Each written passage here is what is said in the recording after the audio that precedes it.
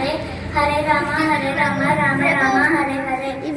गीताशास्त्रमिदं पुण्यं यः पठेत् प्रयतः पुमान् विष्णोः परमहात्मोऽति भयशोकादिवर्जितः गीताजायनशीलस्य प्राणायामापरस्य च नैव सन्ति पापानि पूर्वजन्माकृतानि च मननिर्मोचनं पुंसां जलस्नानं दिने दिने संकृद्धिता धृतस्नानं संसारमननाशनं गीतासु गीता कर्तव्यं किमन्नैः शास्त्रविस्तरैः या स्वयं पद्मनाभस्य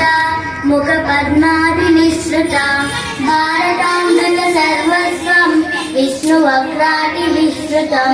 गीतागङ्गोदकं पीत्वा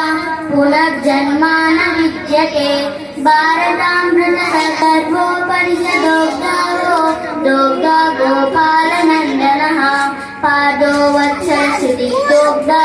दुग्धं गीताधृतं महत् एकं शास्त्रं देवकी पुत्र एव एको देवो देवकी पुत्र एव